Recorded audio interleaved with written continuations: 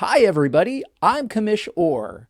Who's better, a team of American League or National League Hall of Famers, or a team of great players not in the Hall of Fame? Find out now on Baseball Maelstrom. It is April 5th, and we are in St. Louis at Sportsman's Park as the Los Angeles Dynamos come to town to face the St. Louis Wizards. Taking the mound for the Dynamos is Jim Bunning, and he'll face off against John Smoltz for the St. Louis Wizards. Los Angeles with a big inning in the fourth against John Smoltz. Nothing too dramatic. A lot of singles. Chuck Klein single. Johnny Mize walked. Cristobal Torriente singled to load the bases. Then Eddie Matthews singled to drive in Chuck Klein. And Frank Robinson followed with a double, driving in 2 runs.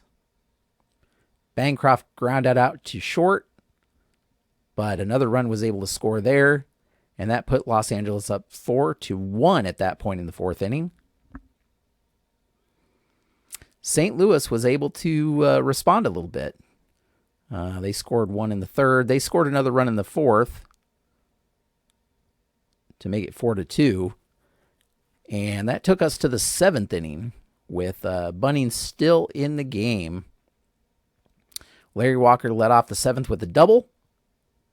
Ron Santo was hit by a pitch, and it looked pretty shaky there for Bunning, but he was able to get Ozzie Smith to fly out, and Chipper Jones was pinch hitting for Ted Simmons, and he also flew out. Looked like Bunning was going to get out of the inning, but Tony Gwynn drove in Larry Walker with a single.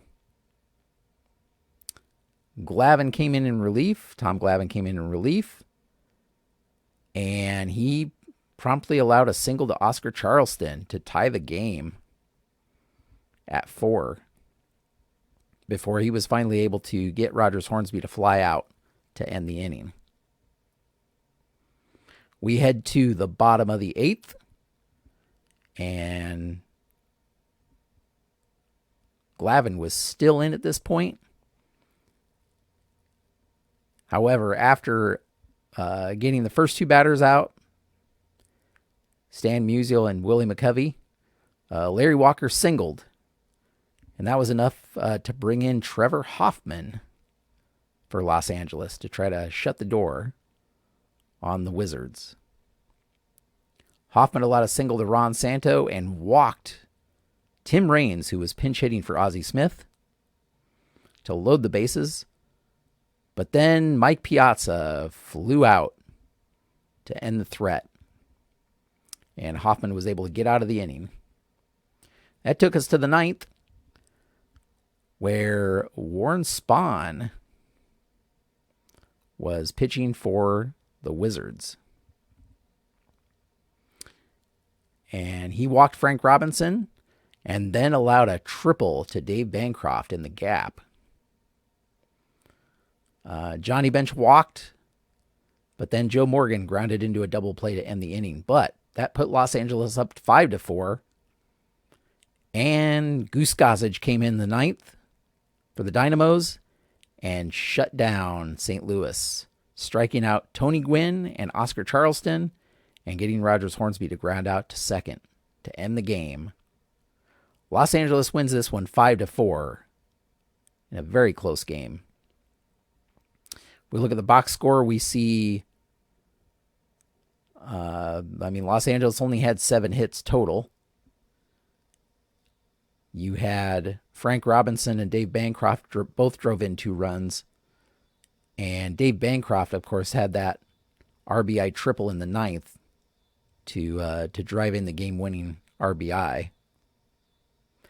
On the St. Louis Wizards side of things, Oscar Charleston was 3 for 5. Larry Walker was 3 for 4.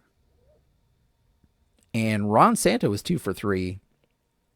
St. Louis, 4 runs on 13 hits, no errors. And as I said, Los Angeles, 5 runs on 7 hits and no errors. We look at the pitching lines. We see, as I said, neither starter was very strong. Bunning went 6 2/3, allowing 10 hits, 4 earned runs. Didn't walk any, only struck out 2. Glavine blew the save, but he did have an inning of work, allowed 2 hits, no earned runs. Trevor Hoffman only pitched a third of an inning, allowing 1 hit and a walk, but got out of that jam. And then Goose Gossage with the save, his first save of the season, with a perfect inning of relief in the 9th. St. Louis, John Smoltz had 6 innings pitched, 6 hits allowed, 4 earned runs, 3 walks, didn't strike out any. Fergie Jenkins did have an inning of relief in there. And Warren Spahn picks up the loss. He had 2 innings of work, allowed 1 hit, walked 2, 1 earned run, struck out 1. So that's it. Los Angeles wins this one 5-4. They move to 2-3 and give the Wizards their first loss of the season. Wizards are still 4-1. That's all for now. Subscribe now or head over to baseballmaelstrom.com to follow the action. Thanks for watching. We'll see you next time on Baseball Maelstrom.